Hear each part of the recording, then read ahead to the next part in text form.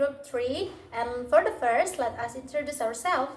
My name is Hairi Najwa with student number A1B223083, and I will explain about second language acquisition theory.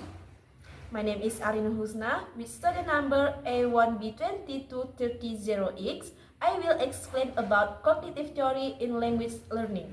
And my name is Esther Apriani Rumapea with student ID A1B223034, and I will explain about the theory of communicative language teachings. Check this out! Second language acquisition, or SLA, refers to how people learn a second language after acquiring their first language. There are four main theories we will discuss. First, Krashen input hypothesis, Swain output hypothesis, Lang interaction hypothesis, and Vygotsky social cultural theory. The first theory was developed by Stephen Krashen, who argued that people acquire a second language through comprehensible input, language that is likely beyond their current level but still understandable. The key concept is A plus 1, where A represents the learner's current language level, plus 1 is the slightly more advanced input that they can understand with the help of context. For example, if a learner understands the sentence, "This is a book," they will find it easier to understand slightly more complex sentence like "This is a big book" or "This book is interesting." Implication for learning: teachers should provide materials that are challenging but still understandable to help students develop their language naturally. However, Meryl Swain criticized this theory, arguing that input alone is not enough. Learners also need to produce language in order to improve. Unlike Krashen, who emphasized input, Meryl Swain highlights the importance of output, speaking and writing, in language learning. Why is output important? When learners produce language, they notice their errors and learn from the process. There are three key steps in this theory. First, noticing. Learners realize gaps in their language when they try to express something. Second, hypothesis testing. They try out different structures to see if they make sense. Third, metalinguistic reflection. They analyze their mistake and make corrections. For example, as students say, "She go to school yesterday." The teacher corrects them. "You should say, she went to school yesterday." From this feedback, the student realizes their mistake and learns from it. Implication for learning: teachers should encourage students to speak and write frequently so they can recognize and correct their mistake. But what if language learning is not just about input and output, but also about interaction with others? This is explained in Michel Lang's interaction hypothesis.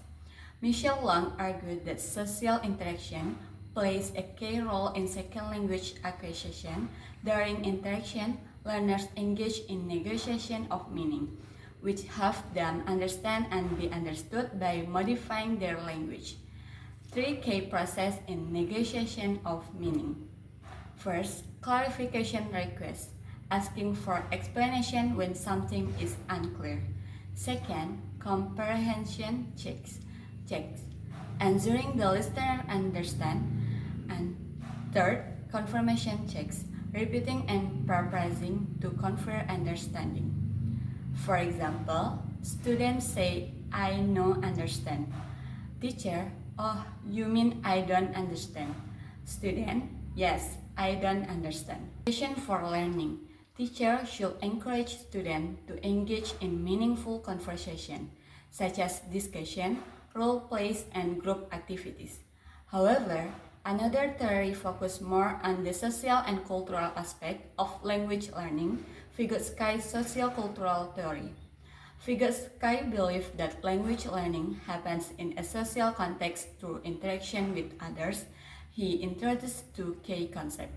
First, zone of proximal development. The gap between what learners can do alone and what they can achieve with help from more knowledgeable person, such as a teacher, peer, or parent. Second, scaffolding. The support given to the learners until they can perform a text independently. For example, a student struggles to write a sentence in English. The teacher provides guidance by asking questions. Student, yesterday I go park and play football. Teacher, what's the past tense of go? Student, oh, when? Teacher, great. Now try saying the sentence again correctly. Student, yesterday I went to the park and played football. With scaffolding in the ZPD, the student eventually learns to use the correct grammar and their own. Implication for learning: teachers should provide gradual support to help students develop their language skills independently. For these theories, we see that language acquisition is not just about input but also about output, interaction, and social support. Implication for teachers and learners: teachers should provide meaningful input, encourage input, create interactive activities, and offer structured support to help student success. Cognitive theory in language learning. Cognitive theory in language learning focuses on how the brain process stories and retrieves information during the learning process. It emphasizes the language comprehension depends not only on memorization, but also on the way information is mentally associated and processed. In cognitive theory, there are three main approaches. The first, schema theory. This theory states that language learning occurs by connecting new information with pre-existing knowledge. Students understand new concepts more easily if they can relate them to experience or information they already have in mind. For example, when learning the word apple in English, students who already know that apple is a type of fruit will more quickly understand its meaning. The second is cognitive load theory. This theory pays attention to the cognitive load of students in understanding and processing language material. If too much information is given at once, students can have difficulty absorbing and remembering the lesson. Therefore, teacher needs to organize the material in stages. For example, by giving simple examples before going to more complex concept. The third is dual coding theory or PayView. This theory proposes that information is more effectively processed if it is presented in the form of a combination of text and visuals. By combining words with picture, diagram, or videos, students can understand and remember information better. For example, in language learning, students can more easily remember new vocabulary if it is accompanied by illustration or videos that show its meaning. So, this process helps students to understand and master language more effectively as the learning process is adapted to the way the brain processes information.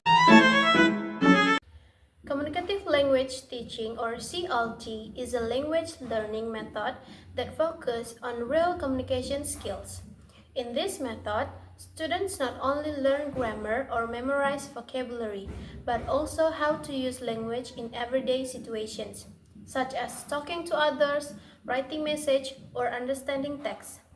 In CLT, there are three main approaches used to help students learn language more effectively. First, task-based language teaching, or TBLT. This approach teaches language through tasks that are similar to real-world situations. So instead of just memorizing words or grammar rules, students learn by doing activities that encourage them to actually use the language. For example, First, conducting interviews with friends or others in the language being learned. Second, writing an email or a simple report on a topic. The third, role play in everyday conversations, such as shopping or ordering food in a restaurant. Through this approach, students can get used to using the language in real communications, not just memorizing theory. The second is content-based instructions or CBI. This approach teaches language by using materials from academic or professional fields. This means that students learn the language through topics that are interesting and useful to them, such as history, science, business, or culture. For example, first, if students are interested in science, they can learn English by reading articles about climate change. If they want to work in business, they can learn through case studies or business reports in language.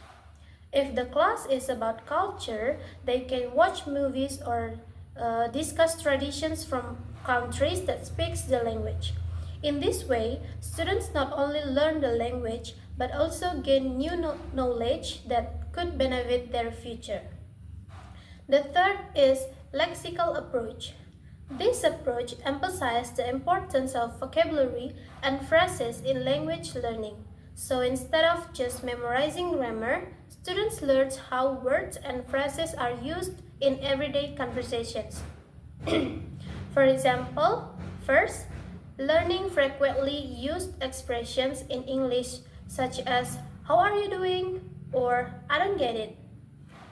The second is understand that in English, some words often appear together, such as make a mistake, or fast food, or do the dishes.